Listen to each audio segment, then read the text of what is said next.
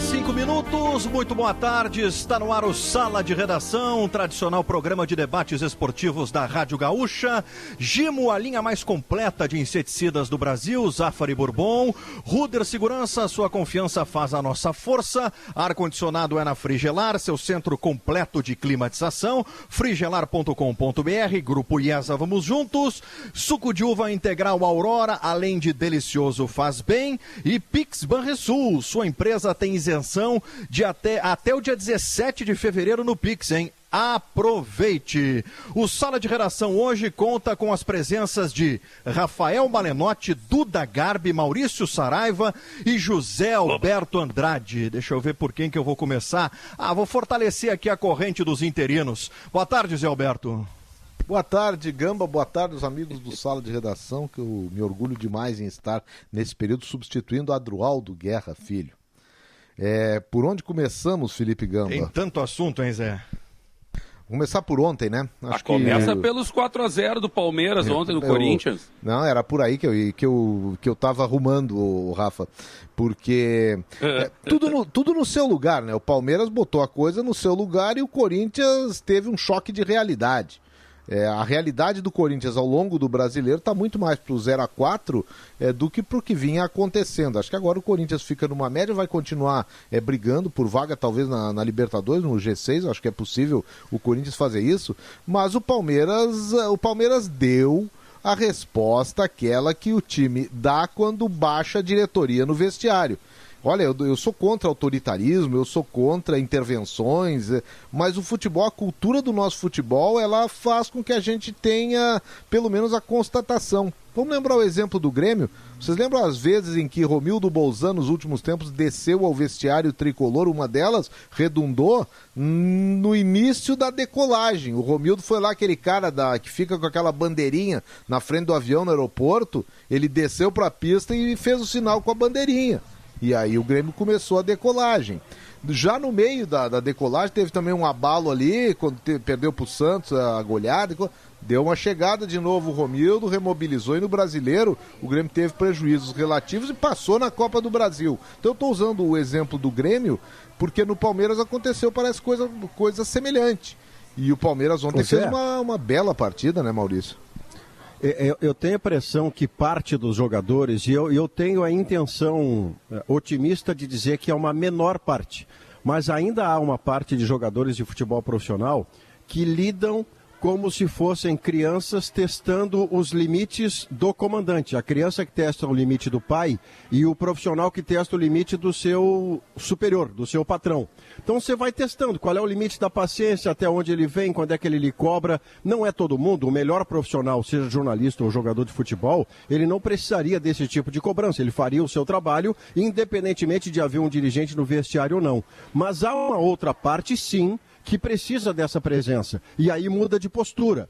Talvez os mais jovens, talvez por traço de personalidade, é muito para discutir, e a gente tem muito para discutir outros assuntos, né? Não dá para discutir isso agora. Mas o fato é que me parece haver, sim, em grupos de jogadores de futebol profissional, alguns jogadores que estão habituados, acostumados a render apenas sob pressão, como se houvesse um feitor a ameaçá-los de um xingamento, de uma reprimenda, de uma luz alta mais forte. E outros, pelo contrário, eles trabalham na confiança, eles gostam de se sentir confiados. Olha, você está confiando em mim, eu vou dar o meu máximo. Se você me xingar, eu não gosto disso. Aí você vai tendo que adaptar, né, Zé, Felipe, todo mundo que nos acompanha, você vai tendo que adaptar a personalidade de cada um, e o dirigente, o grande gestor, é aquele que sabe como lidar com cada integrante de um grupo de jogadores de futebol. Porque é dureza, pai. É dureza. Malenotti. Pois não, tudo certo. O que te pareceu o 4-0 ontem, Malenotti? Palmeiras para cima do Corinthians? Olha, cara, eu achei que foi um placar, obviamente, elástico, assim, realmente por um clássico, é um placar que fica muito contundente, assim, a diferença das duas equipes mesmo, e dos dois clubes em si, né, um travando uma batalha diária, assim, contra um monte de problemas, e o outro navegando, assim, num mar de grupo tranquilo, tranquilo no sentido de qualidade, né? Um grupo de qualidade mesmo. Realmente o Palmeiras se estabelece assim como uma grande força do futebol brasileiro mesmo, e ainda assim ele não tem tanto cartaz quanto tem um Flamengo, e isso é o natural mesmo. O Flamengo é o detentor do maior cartaz do futebol brasileiro, mas se perdeu no meio desse caminho todo, né? Então o Palmeiras, bem quietinho, assim, tá comendo pelas beiradas, cara, e já tá na final da Libertadores, da Copa do Brasil, e com o jogo atrasado, enfim, tá chegando aí para incomodar também no brasileiro, né? Então, realmente, assim, todo cuidado com o Palmeiras é pouco mesmo, né? Nesse momento, Duda, Palmeiras quinto colocado, 51 pontos, né? Lembrando que Atlético, Flamengo, Palmeiras e Grêmio tem um jogo a menos que São Paulo e Internacional. Esse jogo atrasado do Palmeiras é contra o Vasco. Vai ser realizado no dia 26, 4 dias antes da final da Libertadores. Viu o jogo ontem, Duda? Cara, não consegui ver o jogo todo, vi depois alguns lances, né? Vi, obviamente, os gols, mas estava acompanhando no aplicativo e tal. Deixa eu te dizer, Gamba, eu acho, de verdade, cara, o Palmeiras ele sempre foi bom time. O que aconteceu contra o River, cara, eu acho que foi o ponto fora da curva, óbvio, muito fora da curva, porque foi uma roda, um massacre. O Palmeiras classificou, olha, porque realmente o VAR estava ali inspirado e fez o seu trabalho, porque o River foi muito superior. O Palmeiras, eu acho que muda um pouco o cartaz, e esse distanciamento das finais ele dá a oportunidade do grupo se recuperar a confiança. E recuperou, porque acaba o jogo ontem e aí tem meme espalhado pela internet dos próprios jogadores tirando onda do adversário. Faz parte do futebol, é isso aí, né?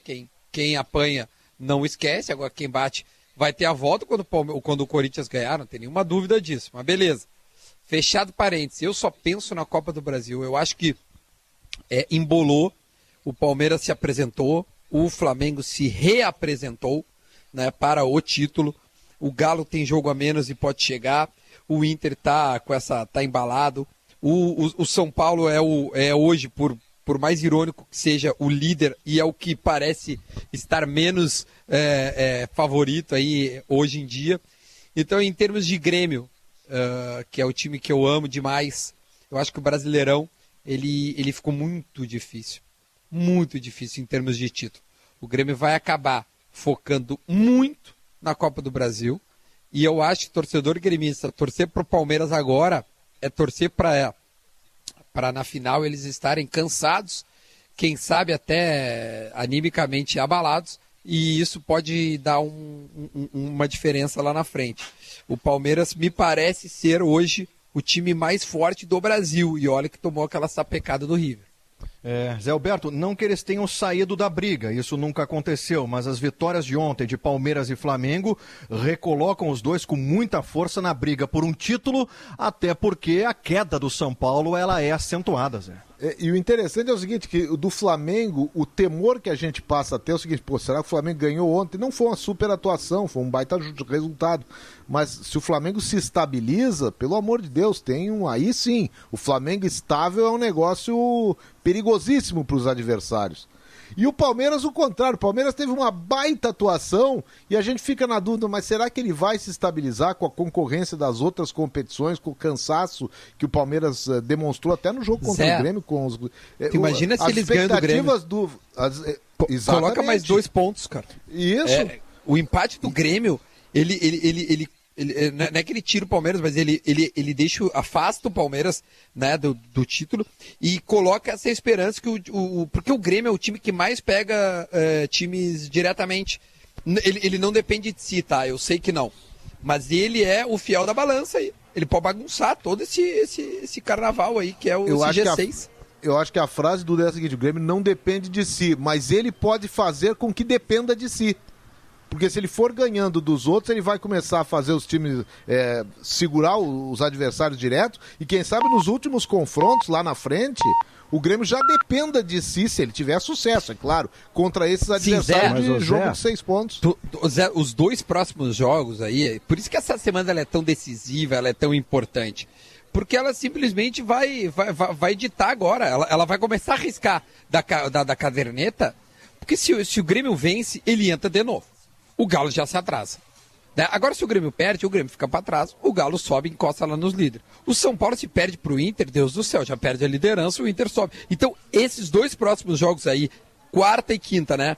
E o final de semana, sábado e domingo, a gente vai ter resposta para bastante coisa aí já. Duda, é que quinta-feira, Duda, um dos dois que nós estamos elogiando hoje pelas devidas razões, né? O Flamengo faz uma atuação mediana e ganha do Goiás, mas ele teve o mérito de superar um temporal que atrasava o seu jogo. O seu jogo precisa de um campo seco e bom. Ontem o temporal deixou o campo muito pesado. Placar final, Flamengo 3-0. Reabilitou pelo resultado. E o Palmeiras fez tudo que a gente viu. Mas já na quinta-feira, um dos dois fica pelo caminho, o derrotado. E os dois ficam pelo caminho se houver empate entre Flamengo e Palmeiras. Dependendo do que terá acontecido na quarta-feira entre Inter e São Paulo, Grêmio Atlético Mineiro, esse tabuleiro de xadrez mexe completamente e pode mexer para melhor para os gaúchos, o que inclui o Grêmio, que hoje tem uma candidatura relativa, né? Eu tenho dito isso porque tem muito time entre o Grêmio e o primeiro lugar. Mas, ao mesmo tempo, a gente não pode esquecer. O Grêmio, que está a 7 pontos do São Paulo, ele potencialmente está a 1 ponto do São Paulo. Basta que o Grêmio vença o Flamengo, jogo atrasado, e vença o próprio São Paulo, um duelo direto, que esses 7 pontos vira um só. Nesse sentido aí, Duda, os 3 próximos jogos do Grêmio, eles vão definir o rumo do Grêmio no Brasileiro. Né? Exatamente. Quarta-feira o Atlético, domingo o Grenal e na outra quinta o Flamengo. Então, imagina só. Então, resumindo, desculpa, Gamba, desculpa. Não, mas é isso. Não, mas é assim, isso. Pro torcedor gremista é bem simples. Os próximos 3 jogos definem a vida do Grêmio no Brasileiro. É isso. Resumindo, é isso. Foco nos 3 próximos. Pode ser que o Renato esteja pensando agora no tal do mini campeonato. Gurizada, são esses 3 jogos que definem a nossa vida no Brasileiro. É aqui. Porque ele sempre falou, a gente tem que chegar no bolo.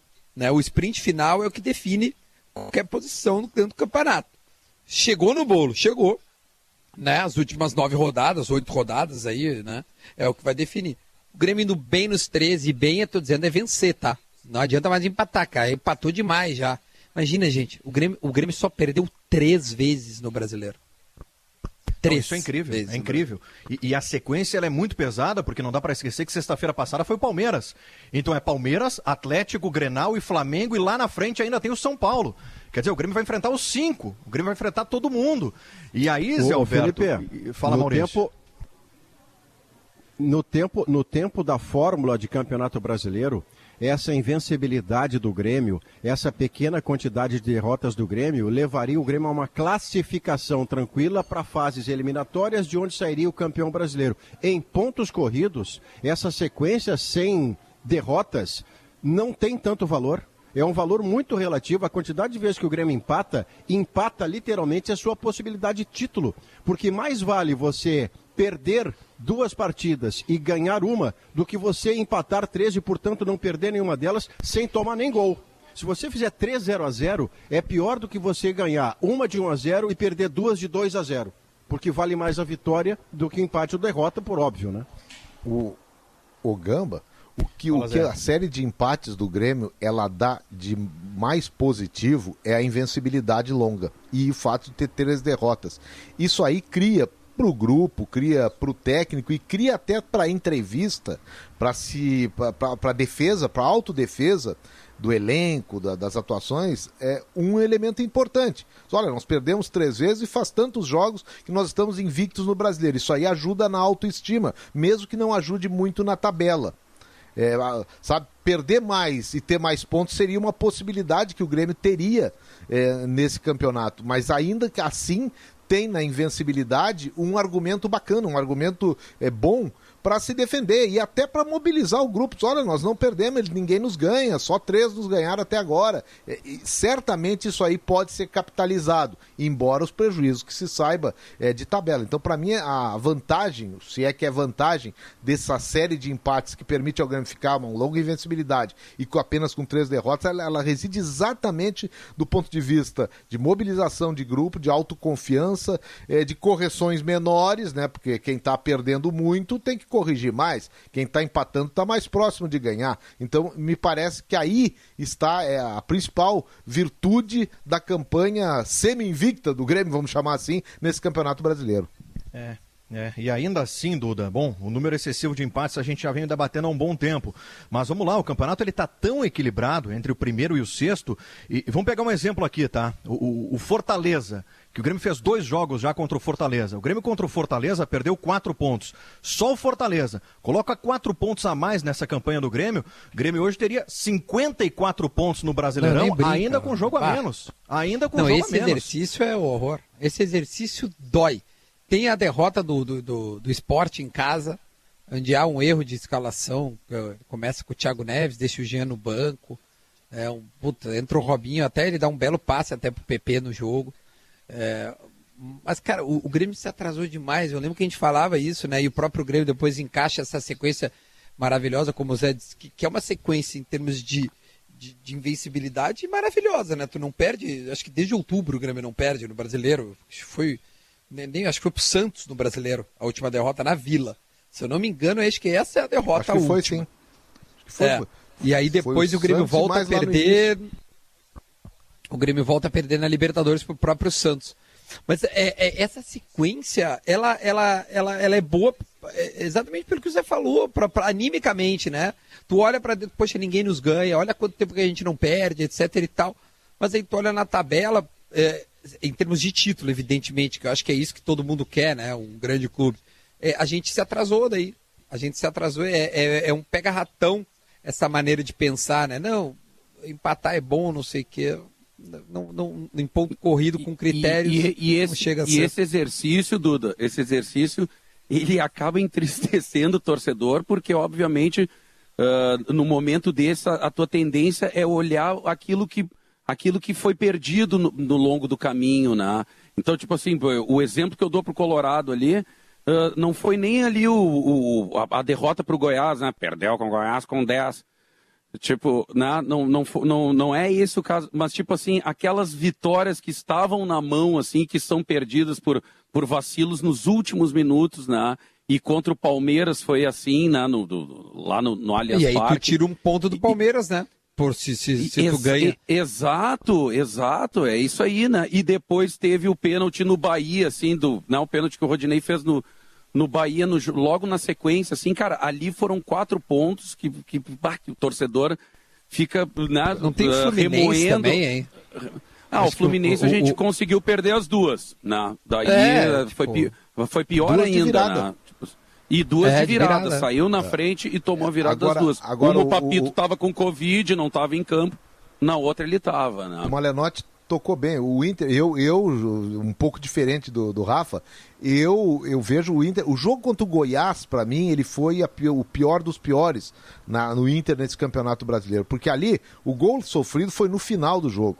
Tudo bem. Então, vamos dizer que o Inter empatasse com o Goiás, o que já seria um resultado horroroso naquela circunstância. Exato, olha, um ponto, o que faria de diferença hoje.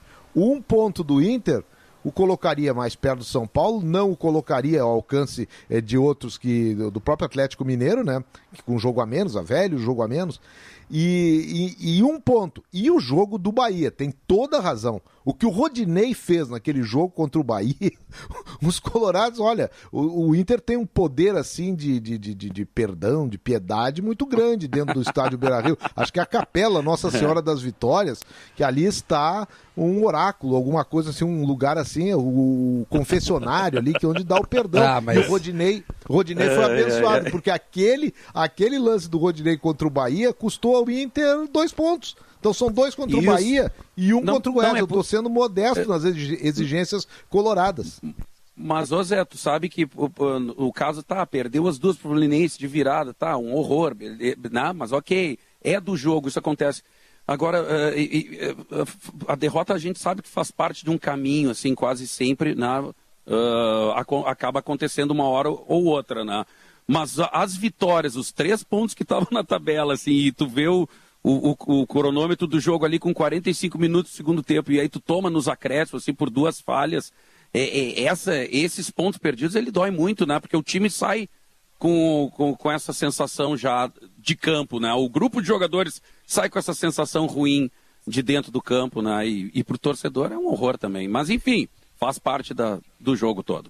Claro que a nossa análise aqui, né, focada em Grêmio Internacional, mas todos os times no Campeonato Brasileiro deixaram para trás pontos que o torcedor fica lembrando, remoendo e lamentando, porque é aquilo, o Campeonato Brasileiro de pontos corridos, por mais que seja um chavão, cada jogo ele é uma decisão, porque lá na frente, no momento crucial como esse, a gente percebe que faz falta. Olha aí, ó, é um pontinho para o Internacional, são 4 pontos fazendo falta para o Grêmio, e assim a gente vai percebendo. Por isso, Maurício, que sempre que há, e esse calendário ele é atípico, a nossa compreensão foi muito maior nesse calendário em meio a uma pandemia, mas sempre que há decisão por preservação, visando uma ou outra competição em detrimento do brasileiro, o debate ele é muito acirrado, porque esses pontos acabam fazendo falta. Isso num cenário normal. Não é o caso do cenário desse brasileiro 2021, porque esse é um calendário atípico, esse é um calendário caótico, né? Quando é que fica todo mundo com o mesmo número de jogos, sabe, Maurício? Pelo que eu vi aqui, Duda, olha só, no dia 26... Não, eu tenho a impressão que é na virada de janeiro, né? No dia 26, o Palmeiras faz o seu jogo atrasado contra o Vasco e o Galo faz o seu jogo atrasado contra o Santos. O Grêmio recupera o seu jogo contra o Flamengo no dia 28. 27 de janeiro. 28. Então é na virada de janeiro para fevereiro. 28, quinta-feira da semana que vem. Então, ao que tudo indica, 28, pelo menos os times da ponta de cima, todo mundo com o mesmo número de jogos. Para pegar esse seu gancho, a sua pergunta, Felipe, hoje em dia, já há bastante tempo, mas hoje em dia, num campeonato pós-pandêmico ou dentro da pandemia, considerando que ela não terminou, nós voltamos com o futebol, graças a Deus, com toda a segurança sanitária de que somos capazes, mas a pandemia está aí à nossa volta. Pois bem, a vacina chegou, mas a gente sabe que com tanto atraso, com tanta inaptidão, com tudo que bastaria, deveria haver um outro programa para a gente discutir, mas vamos deixar passar batido.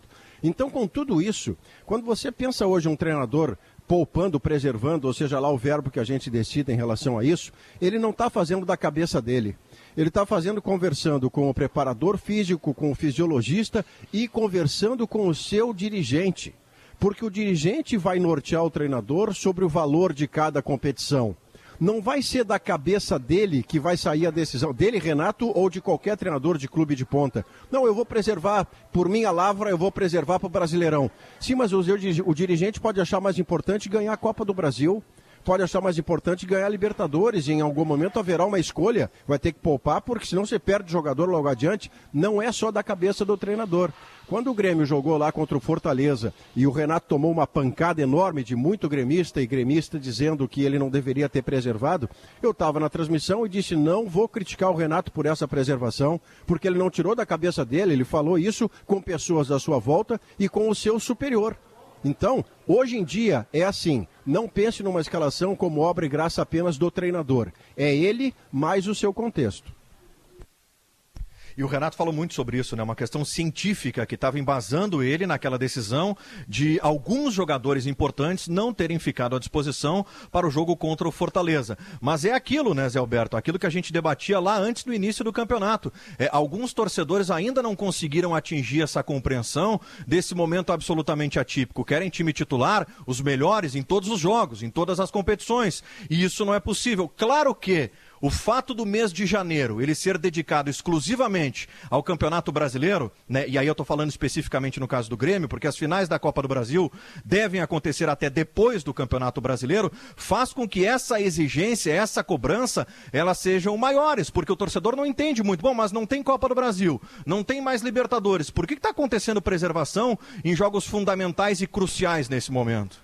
No caso do Grêmio é muito fácil até tentar explicar para o torcedor, porque nem sempre ele entende. E especialmente nesse caso, Gamba, em que já existe de anos, a discussão no Grêmio principalmente, ela é de anos sobre preservação, então já tem gente com ideia fixa. Tem os caras que pensam que não pode nunca, desde que o Grêmio teve insucessos, quando usava time todo reserva e o Renato cometia talvez alguns equívocos. Hoje em dia eu vejo a coisa muito mais equilibrada nessa administração do Grêmio. Mas o problema todo agora, se tu pega em relação à Copa do Brasil, a Copa do Brasil ela vai ser disputada, vamos dizer que existe a possibilidade, em menos de um mês. Se o Palmeiras não for campeão da Libertadores, a Copa do Brasil em um mês ela tá decidida. E o que acontece daí? Acontece que qualquer lesão agora, uma lesão muscular de 3 semanas de recuperação, e a gente tá cheio de casos aí no Inter, no Grêmio, no Brasil, com isso o calendário também tá criando esse excesso de lesões. Qualquer jogador que tiver uma lesão um pouquinho mais grave tá fora da decisão. Olha a preocupação com o Pedro Jeromel para voltar ou não voltar no Clássico Grenal. É por isso, a decisão da Copa do Brasil é em menos de um mês. O Grêmio tem que estar preocupado com isso e se preservar agora, faltando semanas para a decisão. Eu não vejo nada de tão excepcional assim, não. Mas e o Palmeiras, então, Zé? Vale para o Maicon também. Não, o Palmeiras tem 2 decisões, né? O curto Palmeiras prazo pode ter um Mundial e ainda parece estar querendo o brasileiro. Esses caras sim que tem que se preocupar com qualquer lesão. Bom, mas eles se preocupam à maneira deles. Eu acho que eles correm riscos.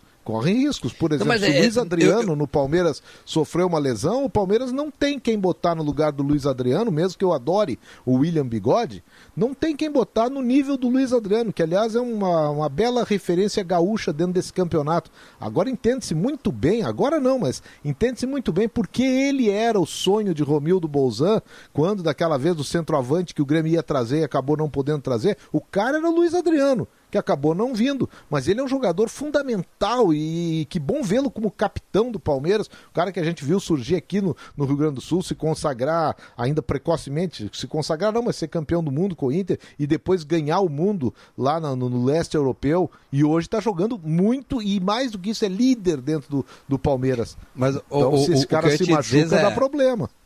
Mas é que sim, o negócio das lesões do Grêmio, né, tu falaste por causa da decisão. Se o Grêmio quiser o brasileiro, e parece que ele vai jogar esses 3 jogos a morrer, porque é ou agora ou não é mais, tu tem que colocar o teu time, que é o ideal. Tirando, óbvio, o Jeromel, porque ele não está 100%. Agora, será que o Matheus joga amanhã? A gente está na dúvida também se o Matheus joga amanhã, não sei. Ao menos até agora não se sabe, né? Se o Matheus joga. Não se sabe. Não se sabe, entendeu? Era então, bom que jogasse, ou era bom que a escolha no lugar do Matheus Henrique fosse o Darlan, porque eu ouvi hoje o Rodrigo Oliveira falar no boletim dentro do Esporte ao Meio-Dia que se for a escolha pelo Tassiano, exatamente, se a escolha for pelo Tassiano, o Renato poderia ficar tentado a trazer o Jean-Pierre de novo para a segunda posição de meio, onde ele joga muito menos do que na meia armação, embora tenha sido a sua origem lá embaixo, lá no Júnior, mas não é de graça que do Júnior ele saiu de segundo volante e para o profissional virou meia, porque as suas melhores aptidões estão na meia armação. Você trazê-lo, se ele tem dificuldades de marcação, se você trouxer para perto do primeiro volante e ele der tarefas defensivas, você pode ter um comprometimento sério no seu meio campo e ainda perde aquilo que o Jean-Pierre dá de melhor, que é a construção e o chute a gol. Então, melhor para o Grêmio é que tenha o Matheus Henrique ou que a reposição seja pelo Darlan.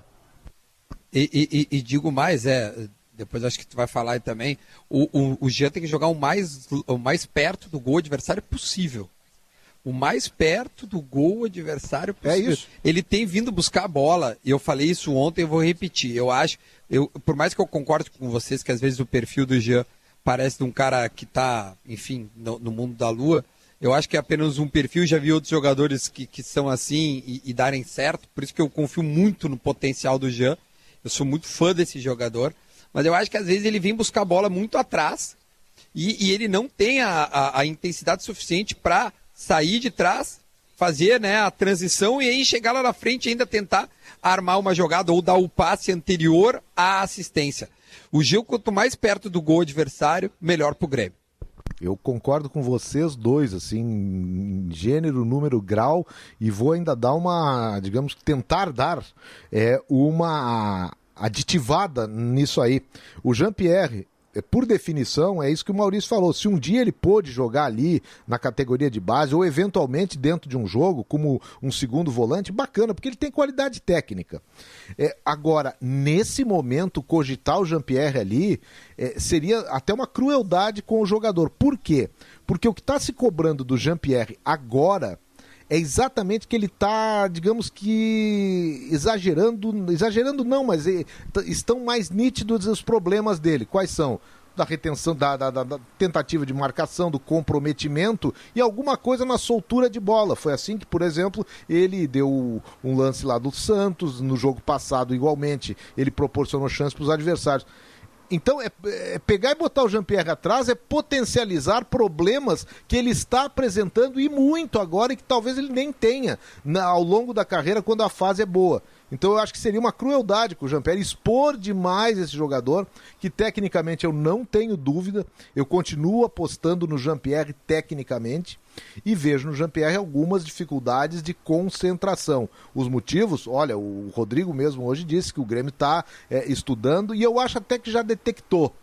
Existem alguns indícios assim de coisa, o Jean-Pierre é um cara assim de uma sensibilidade, e aquela entrevista adulta, aquela entrevista que o Maurício sempre refere e que encantou a todos a personalidade do Jean-Pierre no Bem Amigos, aquilo ali traduz um cara de boa formação, mas um cara também com alguma sensibilidade que por vezes o afeta na concentração de jogo. Assim foi no período em que o pai dele, isso aí foi público, o pai dele esteve ameaçado, inclusive, de a sua vida pela Covid-19, por problemas cardíacos. Então, quer dizer, o Jean-Pierre, ele acaba misturando isso, ele talvez tenha que trabalhar. Não sei se ele está com algum outro tipo de problema extra-Grêmio, porque eu não acredito, eu não vejo no Jean-Pierre, por exemplo, o que a gente via no Luan.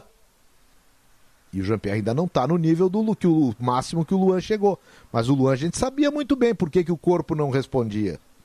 Sabe até hoje, né? Quando ele é reserva no Corinthians. Sabe até hoje. O Luan queria jogar. Eu não sou também, Maurício, dessa de jogador não quer jogar. Não, ele quer jogar sempre. Só que às vezes ele não pode. Ou porque o corpo não responde, ou porque a concentração não está legal. A cabeça assim, né? Eu vou... Mas chega na hora de ir, a coisa não vai direito. Eu acho que o Jean-Pierre está mais por esse lado e dá para se com apoio, é um trabalho um pouco diferente daquilo que a gente usualmente fala e é difícil até de dar uma receita. Eu não tenho uma receita, mas eu acredito muito. É um trabalho multidisciplinar. Totalmente multidisciplinar. 1h37, esse é o Sala de Redação aqui na Gaúcha, a gente vai para o intervalo comercial. No Vitrine, na RBS, a sua marca se destaca. Ouça as ofertas do cliente que vem a seguir.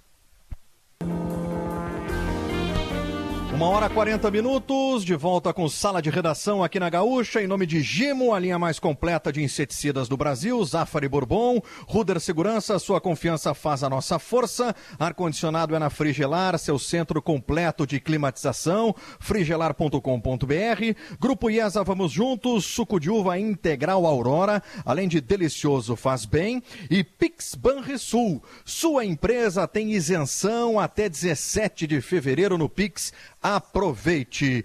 Hora certa, 1h41, economize com os painéis solares WEG da Metalúrgica Schwalm. Acesse pensouenergiasolar.com.br.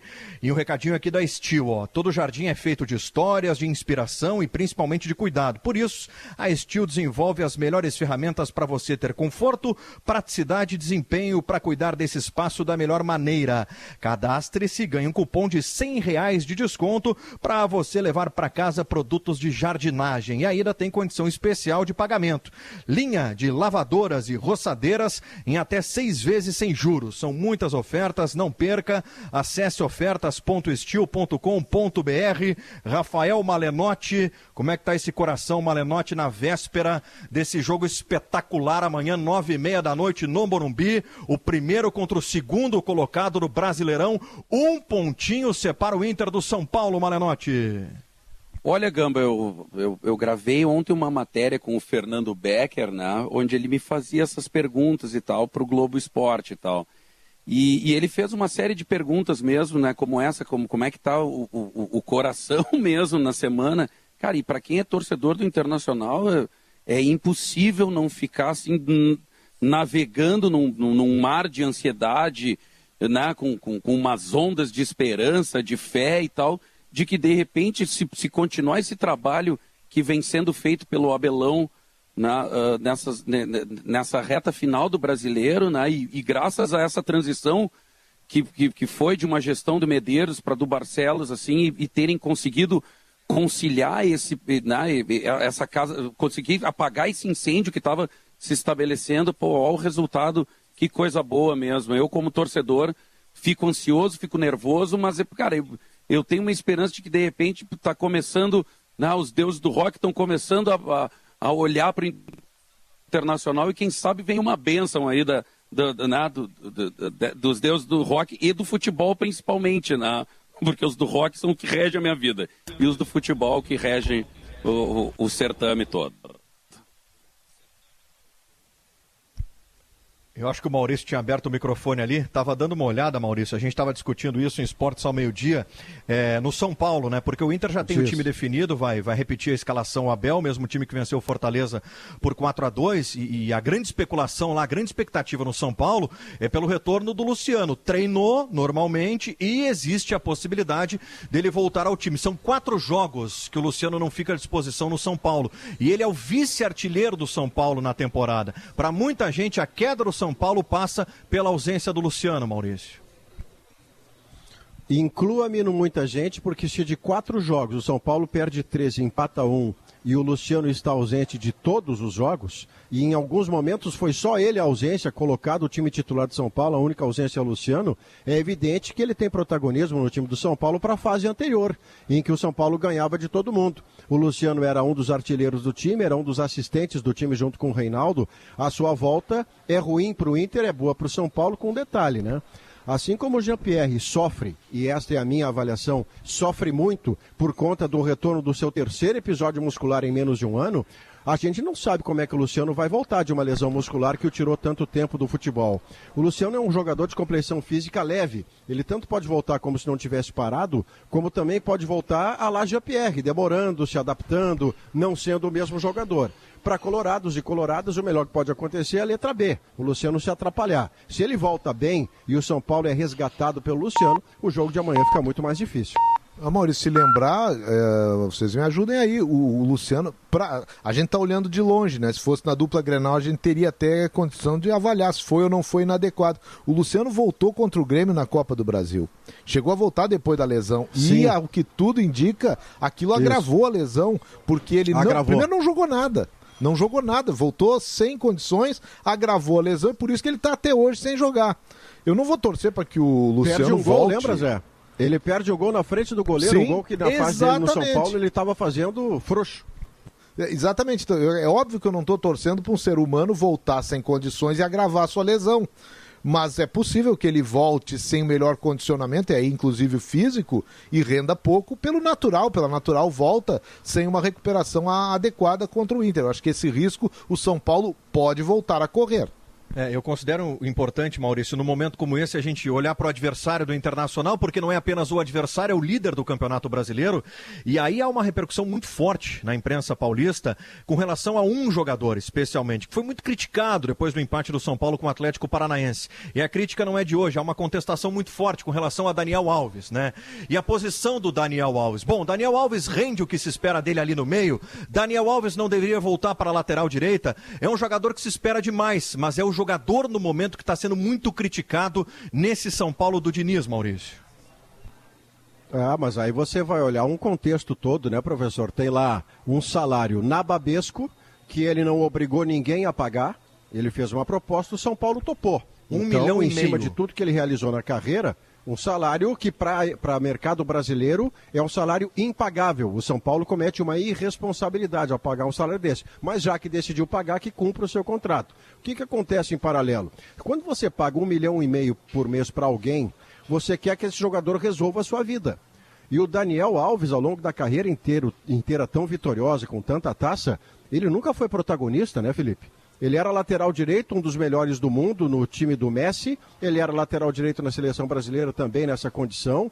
No São Paulo ele foi jogar no meio. Quando jogou na Copa com o Dunga no meio, ele era coadjuvante, não era protagonista. O protagonista era o Kaká. E agora no São Paulo, a $1,5 milhão por mês, os caras querem que ele faça uma fila, drible goleiro e entre com a bola e tudo. Não vai acontecer. Zé Alberto, se espera demais do Daniel Alves no São Paulo, Zé Alberto. A expectativa é enorme. Tu tá mexendo com um cara que admira demais o Daniel Alves. Sei disso.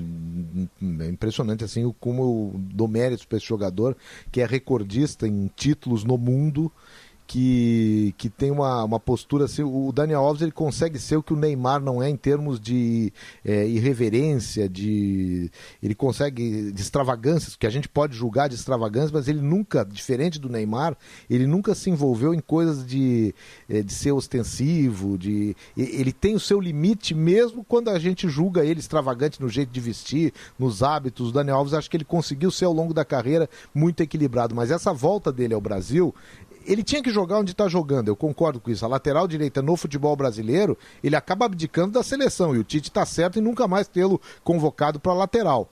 Não teria como ele jogar no meio no São Paulo. Então, foi tudo correto até o momento em que a gente avalia isso que o Maurício falou, a questão do custo-benefício, mas o preço de um Daniel Alves é esse, para vir para o Brasil é esse, mas o lugar talvez mais adequado era permanecer fora do país, onde se pode pagar o que ele está ganhando. Agora, a personalidade dele dá uma diferença no time, dá uma diferença no São Paulo. E por isso o torcedor cobra dele o que ele ganha, cobra dele o que ele significa mundialmente. E eu não sei se o Daniel Alves está tão bem assim adaptado ao futebol brasileiro que ele vai ser o fator decisivo do São Paulo. O São Paulo tem nele um grande componente, mas não tem ele fundamentalmente a diferença de seu time para estar onde está. Eu vejo um contexto do São Paulo muito mais importante com os garotos ali, com o próprio esquema do Fernando Diniz, que oscila muito, com o próprio Luciano, que quando chegou deu um jeito no time, muito mais do que o Daniel Alves. Não me parece ser o São Paulo do Daniel Alves, sabe? E isso deveria até acontecer. Sim, sim. Agora, Maurício, qual é o grande ponto de fragilidade desse São Paulo, daquilo que a gente vem acompanhando nos jogos recentes do São Paulo, e por onde o Internacional pode, quem sabe, construir uma vitória nesse jogo de amanhã, hein, Maurício? Felipe, o Internacional tem, como todos os clubes de ponta, o analista de desempenho e até mais de um. Se você pegar os gols que o São Paulo sofreu na Libertadores, na Sul-Americana e no Campeonato Brasileiro, é provável que metade deles, ou quase isso, decorra de erro na saída de bola. Erro forçado na saída de bola. Logo, o Internacional tem que fazer contra o São Paulo o que fez em 2/3 do jogo contra o Fortaleza. Adianta essa marcação, força o São Paulo a errar, porque o São Paulo não negocia, o Fernando Diniz não deixa dar o balão. E aí você vai errar com o zagueiro, vai errar com o meia que voltou, alguém vai errar nessa saída. São Paulo tomou 4 gols do Bragantino, 2 deles foram assim. Ele toma gol, um por lance, um por sorteio, errando na saída de bola. Então, se o Inter fez isso bem sucedido com Fortaleza, tá fora de casa, e daí? Fora de casa, sem torcida, com convicção, com personalidade, marca a saída do São Paulo lá perto do Volpi.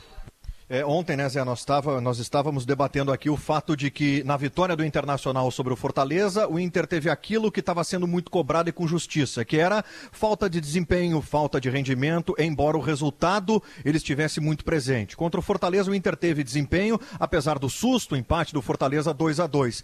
É um desempenho que volta no momento crucial do campeonato, né? Às vésperas de um enfrentamento desse tamanho contra o São Paulo no Morumbi. A importância disso, Zé, até porque o Abel vai repetir a escalação no jogo de amanhã, 9h30.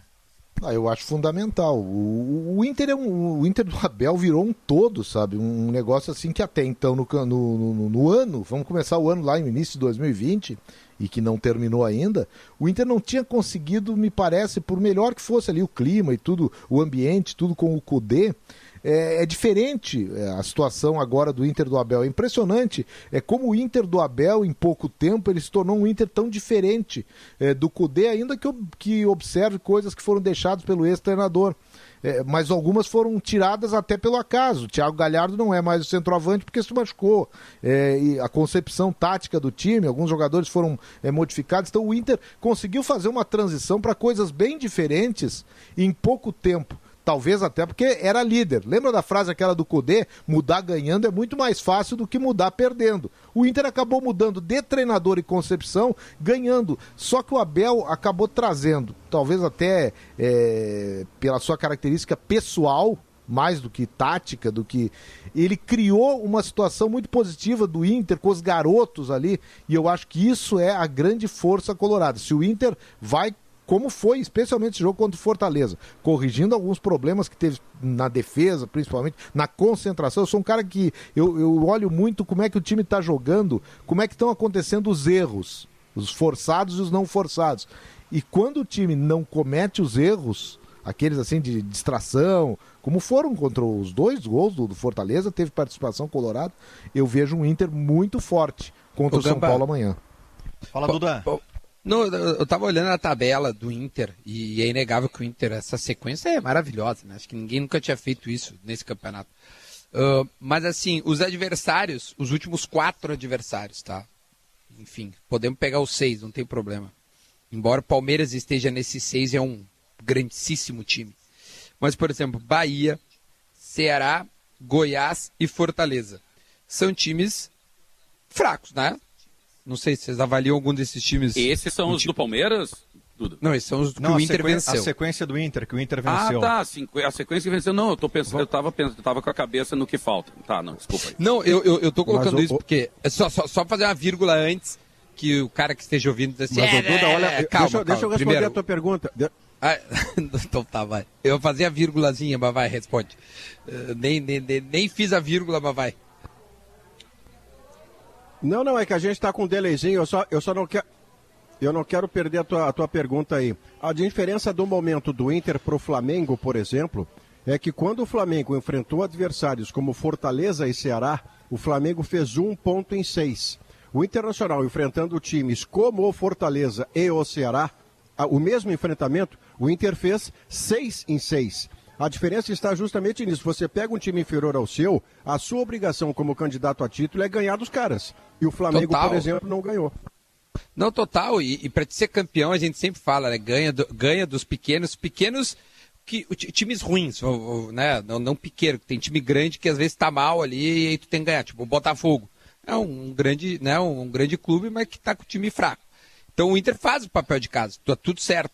Mas eu quero perguntar até para todo mundo e para o Malenotti, a confiança ela se dá quando tu vence independente do time do seu adversário, ou a confiança te dá quando tu ganha times que te convencem. Por exemplo, a vitória do Boca, né, lá, é uma vitória interessante. Essa, poxa, tu ganha do Boca lá. Verdade.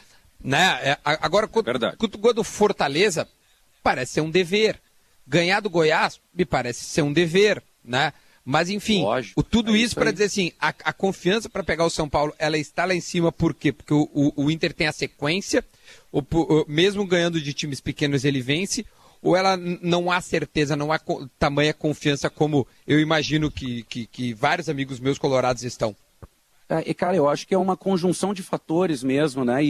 E todo mundo que acompanha o futebol enxerga bem isso, assim, quando um time começa, o termo, né, da liga, quando começa a dar a liga, realmente é um troço que quem está enxergando de fora, assim, começa a ficar apavorado. Pô, há 6 rodadas atrás, eu tenho certeza que nenhum colorado imaginava que viriam 6 vitórias na sequência. Isso não acontecia desde 2006, né? Então, eu acho que essa confiança, ela vai se alastrando para os torcedores. Claro, alguns entram em modo ilusão total, sonho total, enfim, sim, né? Mas é o reflexo do quão forte é uma sequência de 6, né, de 6 vitórias. E hoje, nessa matéria que eu tinha citado e tal do Becker, eu falei assim, cara, esse campeonato de 2020, que é eletrizante e tal, e mega maluco, ele está sendo aquela velha história em terra de cego, quem tem um olho é rei. Porque os times estão oscilando muito durante essas primeiras 30 rodadas. Ninguém teve um crescimento avassalador, a não ser nessas últimas 6 rodadas que o Inter teve esse crescimento avassalador. Cara, isso tem que dar confiança para o torcedor. Perfeito. Deixa eu fazer um intervalo aqui. Vem aí o Notícia na hora certa. Beleza, Gamba. Em seguida, Malenotti, a gente volta com Sala de Redação. 2h04, de volta com Sala de Redação aqui na Gaúcha, em nome de Gimo, a linha mais completa de inseticidas do Brasil, Zafari Bourbon, Ruder, segurança, sua confiança faz a nossa força, ar-condicionado é na Frigelar, seu centro completo de climatização, frigelar.com.br, Grupo IESA, vamos juntos, suco de uva integral Aurora, além de delicioso faz bem, e Pix Banrisul, sua empresa tem isenção até 17 de fevereiro no Pix. Aproveite. Mais alguns recadinhos aqui, ó. FIDA, sólida por natureza, parceira aqui do Sala de Redação. Fundação Escola Superior do Ministério Público, FMP. Direito para a Vida, acesse o site fmp.edu.br. Parceiro do Sala de Redação, Gaúcha Sports Bar. Em nome de Claro, seu 2021 conectado com tudo que você ama. Vai construir ou reformar? A Manco Vavin tem soluções completas para toda obra. E ainda aqui, meu caro Santaninha, a Zé Pneus, que patrocina o Pitaco do Santaninha, 25 anos rodando com você. Só vagabundo, mau caráter, lixo. Onde é que tá o Pedro Ernesto? Onde é que tá o Pedro Ernesto, Zé Alberto? O Pedro Ernesto? É. Tá preparando um DVD. Guerrinha. O Guerrinha. Na fazenda, na fazenda. O Guerrinha tá na praia, né? Sem calção. Ele tá na casa. O Pedro tá vivendo um ambiente assim mais tradicional, gauchesco, para preparar uma live. No DVD eu tô meio antigo. Uma live. Qualquer um. Pedro tá tomando um chimarrão, Zé. Não, isso nenhuma possibilidade. Qualquer um faz o Sala de Redação. Onde é que estão? O antigo Sala de Redação não há mais ninguém. Apenas eu. Que coisa inacreditável. Nelson, destruíram o Sala de Redação. Eu concordo com a Santaninha, porque eu sou interino no Sala há mais de 20 anos, então eu sou do velho Sala de Redação. É um perigo. Os interinos são um perigo. E são todos vagabundos mau caráter. Ô Gamba, eles são perigos, Zé Alberto. Abre o olho com esses interinos. Então vou te dizer uma coisa. Você sabe, talvez o Duda Garbi, que é muito amigo do Santaninha, não tenha ouvido esta frase. Eu ouvi essa mesma frase que o Santaninha disse agora do Santana original, certa vez, para determinados colegas nossos. O interino é um perigo. Não, é um clássico essa aí. Tem uma frase do Santana que agora eu não me lembro exatamente a frase, mas ele diz alguma coisa quanto a isso, assim, que os interinos são um perigo. É alguma coisa, mas pá, obviamente muito mais genial, né, Zé? Claro, mas o pior é que melhor, que eu tive a oportunidade de ouvir isso dele em papos, que não comigo, claro, mas em papos do grande bar da Zero Hora, que eu tô com muitas saudades, o Bar Corneta, como é conhecido. O negócio é o seguinte, Felipe Gamba. Diga, Zé. Tu que és um tenista veterado, fã do Roger Federer, tu já pensou se o Roger Federer tivesse uma temporada assim, vou fazer um período de treinos em Porto Alegre, na Leopoldina Juvenil, nas quadras de Porto Alegre? Zé Alberto, estamos deixaria tendo a cidade isso. em alvoroço. Estamos tendo isso, infelizmente, num período de pandemia e de reclusão em relação ao futebol feminino. Sabe, a dimensão, e eu recomendo a todos hoje, no impresso, tanto na Zero Hora como no Diário Gaúcho, mas especialmente no GZH, a matéria da Ohana Constante com a rainha Marta. É verdade. A Marta, ela é algo que o Brasil não tem desde, não sei se desde o Pelé, porque aí tem a Ayrton Senna, tem outros grandes ícones, o Guga, tem grandes ícones assim, mas o melhor do mundo, ou a melhor do mundo no caso, está a poucos quilômetros de nós. E o presidente da República não sabe disso, né? Eu até não estou entrando no mérito do presidente, porque eu já estava vibrando com a vinda da Marta antes desse episódio ocorrido ontem, e que eu até, nesse momento, não é bem o meu foco, já falei em Esportes ao Meio-Dia, e prometo tratar daqui a pouco no GZH, mas eu quero saudar a Marta. Ela está próxima de nós, talvez até ouvindo o Sala de Redação agora, depois do almoço. Sabe, ela é um fenômeno do esporte mundial, é a maior jogadora do esporte mais popular do mundo em todos os tempos.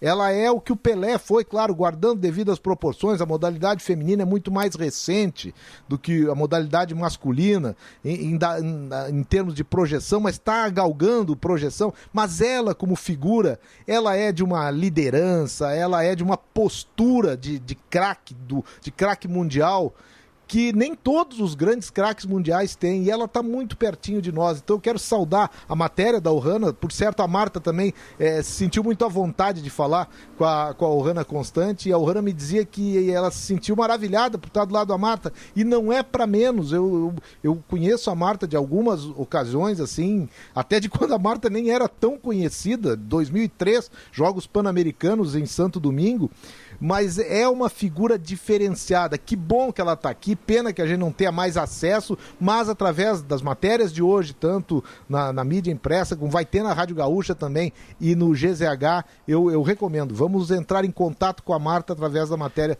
da Ohana Constante. É um grande ídolo, eu tô vibrando pela proximidade da Marta. Perfeito, quero me somar, Zé Alberto, né? Quero enaltecer a Marta, quero enaltecer a matéria e quero criticar mais uma postura lamentável do presidente Jair Bolsonaro. Para quem não sabe, uma rápida contextualização aqui, o presidente criticou uma questão do Enem, na qual eram comparados os salários da Marta e do Neymar. Segundo o Bolsonaro, o futebol feminino ainda não é uma realidade no Brasil e por isso não fazia sentido a comparação. A frase do presidente foi a seguinte: tem questões ali ridículas ainda, ridículas, tratando de assuntos, comparando mulher jogando futebol e homem. Por que a Marta ganha menos que o Neymar? Perguntou ele. Não tem comparação. O futebol feminino ainda não é uma realidade no Brasil. Depois dessa declaração absurda, a Marta, 6 vezes melhor do mundo, citada há pouco pelo Zé Alberto, que está próxima da gente, que tem uma matéria com ela na 0 Hora, ela publicou no Instagram dela a seguinte frase: uns serão lembrados como os melhores da história, já outros... E aí eu quero reproduzir aqui o que disse a nossa produtora Marina Renard, produtora de Esportes ao Meio-Dia do Sala de Redação. Falar sobre a diferença entre os salários do Neymar e da Marta é falar obrigatoriamente, gente, de cultura e contexto histórico. O futebol feminino no Brasil foi proibido por 4 décadas, né? A modalidade não pôde se desenvolver como o futebol masculino, que tem apoio e investimento há anos. Mais uma infeliz declaração do presidente, né? Mas não surpreende, né? Há uma postura anti-vacina, o presidente tem a mentalidade de que meninos vestem azul, meninas vestem rosa, né? Uma mentalidade absolutamente preconceituosa, e eu faço questão de colocar esse meu posicionamento aqui no Sala de Redação. E eu quero chamar, porque o momento em que a Marta será... Acompanhe o raciocínio. É só para dizer, Maurício, que o momento em que a Marta vai falar na Gaúcha hoje, já tem hora marcada e programa definido. Ouçam o Show dos Esportes à noite, a entrevista da Marta com a Ohana Constante. Mas em relação ao que disse você, Felipe, cada um faça a sua interpretação e dê-se o direito de interpretar. Água molha, fogo queima, e por aí você vai.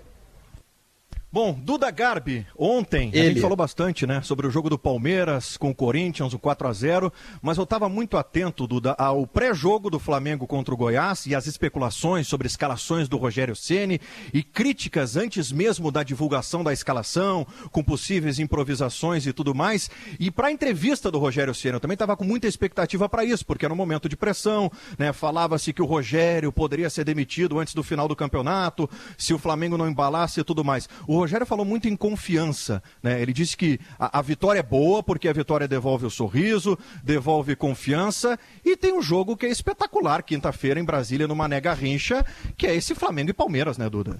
Na verdade é o seguinte, vamos lá, o Flamengo, eu acho que a confiança ela não foi retomada 100%, né? O Flamengo, para ter a sua confiança retomada, tem que vencer o Palmeiras.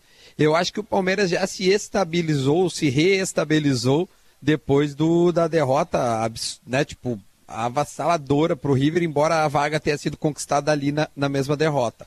A mesma coisa eu levo para o lado de São Paulo. São Paulo não venceu ainda esse ano. A confiança do São Paulo, ela está em xeque, né? Até a qualidade de alguns jogadores, estava aí falando do Daniel Alves. Então não tem rodada melhor para todo mundo. Para todo mundo, cara. Não tem rodada melhor para te provar que tu é superior, que tu pode vencer, que tu deixar o teu adversário direto para baixo. E eu acho que o Flamengo a gente tem falado pouco porque ele foi avassalador ano passado, ele não tem sido assim. Mas o Flamengo é um que tu tem que ficar de olho, cara. O Flamengo tem confrontos diretos e tem um baita time. Se esse time resolver jogar futebol de novo, cara, pelo amor de Deus, cara, nós temos de novo um time candidatíssimo ao título. É muito difícil que depois dessa rodada alguém não fique para trás. Maurício, esse jogo da quinta-feira... O Flamengo e o Palmeiras... O Flamengo e o Palmeiras, por exemplo, se empatarem quinta-feira, os dois ficam para trás. Eles vão se empatar num percurso de título. Quem ganhar dispara numa candidatura muito forte, porque enfrentará ainda, no caso do Flamengo, o Flamengo pega Inter, pega São Paulo e pega Grêmio. Ou seja, o Flamengo que tem, a meu ver, o melhor elenco da América Latina, algumas das atrapalhações recentes do Flamengo têm a ver diretamente com o mau trabalho que realizava até bem pouco tempo o Rogério Ceni. A derrota para o Ceará, por exemplo, não tem outra conta para botar. É um time mal escalado, mal decidido, mal pensado, com escolhas ruins, com trabalho coletivo ruim, Ceará 2-0. Pensa nesses 3 pontos que o Flamengo perde para o Ceará, e eu só estou dando esse peso de piano nas costas do treinador, porque há jogos e há campeonatos que são vencidos pelo trabalho do treinador. E esse mesmo microfone abriu para dizer o quanto o treinador tinha sido protagonista do título. Vide Tite de 2001 com o Grêmio na Copa do Brasil, ou o mesmo time campeão do mundo, o Tite campeão do mundo com o Corinthians. Olha, treinadores têm para cima e para baixo a sua relevância. Por isso que tem os salários que tem. O próprio Tite nas eliminatórias... Então se o Flamengo parar de errar com o seu treinador, vai melhorar muito. O Tite nas eliminatórias, quando pega o Brasil mal e transforma o Brasil numa seleção favorita à Copa. Depois na Copa não joga tanto, mas o Tite das eliminatórias é trabalho de treinador nitidamente. Eu acho que o treinador ele ajuda sim, a gente dá uma moral muito grande, mas o próprio Muricy falou, o trabalho do treinador ele é até ali, aí depois é com o jogador. Aí não tem Tem coisas que o treinador um escanteio bem batido, um pênalti mal cobrado, isso aí já não é mais mão do treinador. O treinador ajuda até, sei lá, um certo ponto, aí depois é com o grupo de jogador. Quem é que tem grupo de jogador qualificado? Olha, tem aí o Flamengo é um deles. A tua fala, Dudelé, ela é perfeita para trazer aqui um exemplo do que aconteceu ontem. Termina o jogo, Palmeiras e Corinthians. Quem é que concede entrevista pelo Corinthians? Fábio Santos. Não sei se vocês ouviram o que o Fábio Santos disse. Aí o Fábio Santos foi lá, se expôs, falou sobre a goleada, o 4-0, e ele disse o seguinte, Duda: hoje nós fizemos exatamente o contrário do que o Wagner Mancini pediu. Fizemos tudo o contrário do que o treinador pediu. Bonito. Então o treinador, Maurício, ele desenhou o jogo, colocou pro grupo. Fábio Santos termina o jogo, vai lá publicamente e diz o seguinte: hoje nós fizemos tudo o contrário do que o técnico pediu. E até explicou a questão das linhas, que eles marcaram numa linha intermediária, que não era para fazer isso, porque deram o campo por Palmeiras a partir desse erro. Mas hombridade, de um jogador que é experiente, que é líder e que tem postura como o Fábio Santos. E isso não acontece necessariamente, Gamba, que isso aí seja o reflexo da verdade. O Fábio Santos, pode que o Corinthians tenha feito praticamente o que o Wagner pediu, mas não deu certo. E quando o jogador vai para frente das câmeras e toma essa atitude, mesmo sabendo se eles fizeram o contrário ou não interessa, mas fica marcado que eles querem proteger o comandante de uma coisa que vai recair, é óbvio que vai recair no comandante. A crítica vai ao treinador. Quando o jogador faz isso é porque existe uma interação de trabalho que é muito interessante. Aliás, por falar de treinador, eu não me lembro se Maurício Saraiva, ontem eu não ouvi todo Hoje nos Esportes, ouvi uma parte. Maurício Saraiva, tu comemorasse desse o registro dos 50 anos de Guardiola? Não fiz referência. É o treinador, ingrato. Não tinha feito, é um erro grave. Porque é um treinador que na história recente do futebol, Zé, ele é o cara que redescobre a simplicidade como se isso fosse uma revolução.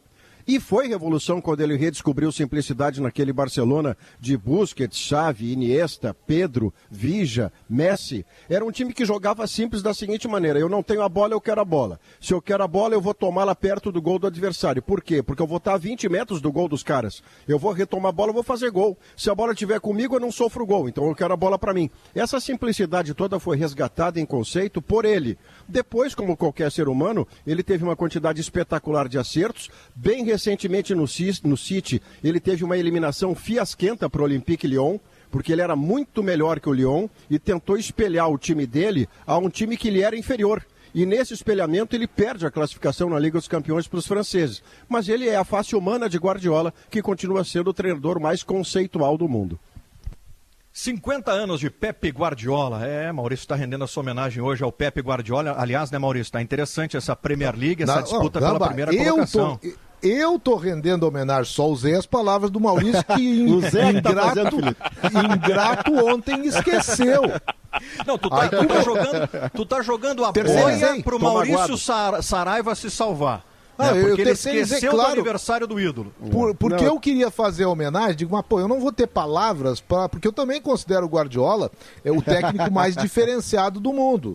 Então, mas eu não vou ter as palavras carinhosas que o Maurício tem. Vou terceirizar, já que ele foi ingrato ontem, vou fazer ele se recuperar e vou aproveitar o momento para dizer que eu lembrei do aniversário do Guardiola. O Paulo Santana do clima, tem assim, razão. E aí, Maurício, diz aí o que eu quero falar mesmo. O Paulo Santana tem razão, os interinos são um perigo. Intervalo e a gente já volta com o Sala aqui na Gaúcha. 2h23, de volta com Sala de Redação, em nome de Gimo, Zafari Bourbon, Ruder, Frigelar, Grupo IESA, Aurora e Banrisul. Senhor José Alberto Andrade, corrente do interino, viu, Malenotti? Os interinos aqui estão fortalecendo uma corrente no Sala, então, por isso que eu vou colocar a palavra para o Zé Alberto. Zé, 7h15 hoje, Zé, 7h15, ressacada.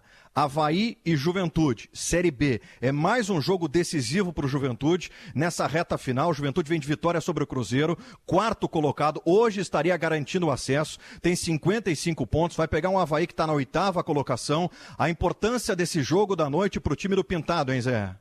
Por mais que seja fora de casa, o Avaí 8º, quer dizer, não é um time lá da zona de baixo da tabela, mas pensar em vitória é quase que uma obrigação do time do Pintado. Adoro o trabalho do Pintado no Juventude, venho dizendo que é o melhor trabalho de técnico no Rio Grande do Sul nesse ano. Claro que eu sei que o Abel está fazendo um negócio bacana, que o Cudê fez um trabalho bom no Inter, que o Renato é o Renato de sempre e está levando o Grêmio a primeiras posições também do Brasileiro, mas o que o Pintado faz em termos de objetivo e objetivo a ser alcançado, se o Juventude se classificar para a primeira, ele para mim é o técnico do ano no Rio Grande do Sul. Está muito próximo disso, o trabalho já é meritório. Agora tem que ir, e sem falar das dificuldades que ele enfrentou, mas o Avaí, mesmo sendo um time de peso dentro dessa série, chegou a postular até classificação em G4, acho que agora tá distante disso, mas o Juventude não pode pensar em algo diferente da vitória, sob pena de complicar muito. Tem gente chegando ali, o próprio CSA tá um perde-ganha, tá um sobe e desce do G4 ali muito grande, Sampaio Corrêa, porque tem 2 vagas já garantidas, na verdade é G2 agora, né, Gamba? Isso G2, aí, são 2 vagas que estão em aberto ali, e o Juventude, digamos que no mínimo tem 3 candidatos, mas pode ter mais gente. Fala, Maurício. Eu não quero que encare como condescendência, porque o Juventude não precisa de condescendência, mas já está tão acima da minha expectativa que o Juventude faz no Brasileirão, e serve para ele e serve para o Brasil de Pelotas. O Brasil e o Juventude fizeram um campeonato gaúcho que não recomendava nenhum sonho para o Brasileirão Série B. E ambos conseguem, cada um na sua possibilidade, uma recuperação que garantiu o Brasil na Série B de 2021 e que dá o direito de sonhar para o Juventude até o último momento com pelo menos a 4ª vaga direta, a vaga existente de Campeonato Brasileiro Série A. E ambos já estão acima da minha expectativa. O Juventude, a gente não pode esquecer que perde um ataque inteiro titular para times da Série A durante o campeonato. Perde o Breno Lopes para o Palmeiras, perde o Dalberto para o Sport e mesmo assim continua sendo candidato e ainda nesse momento luta por uma vaga. Então, não é condescendência não, é apenas compreensão do contexto do que Juventude e Brasil enfrentaram. Para mim, o ano deles de 2020, né, retroativo, o ano deles já está ganho. Para não falar em perfeição, Gamba, no trabalho do Pintado, tem uma pintinha ali que destoa um pouco. O Maurício até falou que o gauchão não recomendava. O do Juventude, eu acho que até recomendava uma melhor sorte no segundo turno. Só que o Juventude, por um pecado dele, Juventude entra de salto alto contra o Esportivo e é eliminado da fase decisiva quando ele já jogava um bom futebol e perde em casa um jogo que era tranquilo para se classificar. Ele era superior ao Esportivo, a campanha já mostrava isso e ali o Juventude tem um tropeço. Talvez até tenha servido como lição para depois para a disputa do Brasileirão. Agora, não era uma previsão nossa, inclusive, que o Juventude viesse a disputar a vaga para a Série A já nesse ano.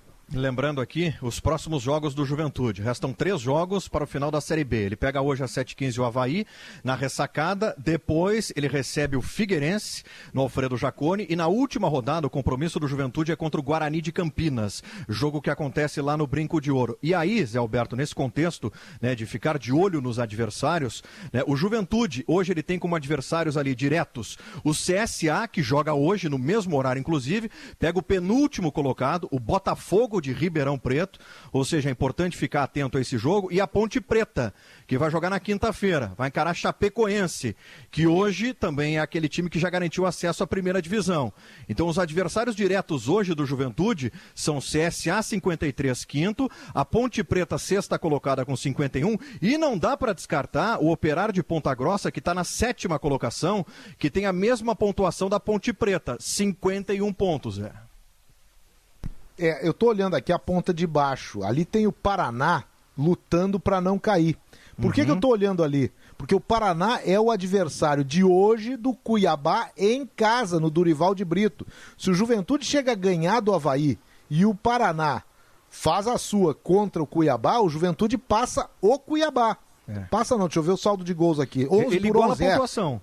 Iguala a pontuação, iguala o número de vitórias e passa no saldo de gols obrigatoriamente.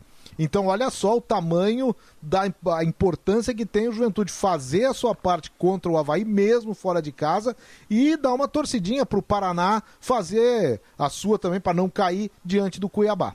Toda a torcida para o Juventude. 4 da tarde, mais cedo o Brasil recebe o América Mineiro. Aliás, o Brasil de Pelotas, de parabéns também pela campanha que fez. Vai permanecer na Série B por mais uma temporada. Série B, a Gaúcha acompanha o Juventude contra o Avaí, sonhando com acesso à elite do futebol brasileiro. Estou lembrando aqui que o Tite recentemente concedeu uma entrevista para o Seleção Sport TV e ele usou uma saída de bola do Juventude do Pintado, quando ele fez referência sobre organização tática, que mesmo sendo Série B, há conceito de jogo no Juventude, há modelo tático no Juventude, ou seja, um elogio do técnico da seleção brasileira para o Pintado. O Juventude é bom time, Gamba. Sim. Eu tava quieto ouvindo, que eu tava concordando. Eu acho que o Juventude é bom time e que, se eu não me engano, é o menor orçamento dos 4 que estão colocados ali em cima. Na comparação com a América, com a Chapecoense e com o Cuiabá. Leandro Stout tá voltando hoje de férias, o alemão, depois de merecidas férias, merecidos dias de descanso. Bom retorno, Stout. Tá chegando aí para apresentar o Gaúcha Mais, junto com a Stout, Kelly Matos e grande elenco, chegando aí com o Gaúcha Mais na Gaúcha. Tchau!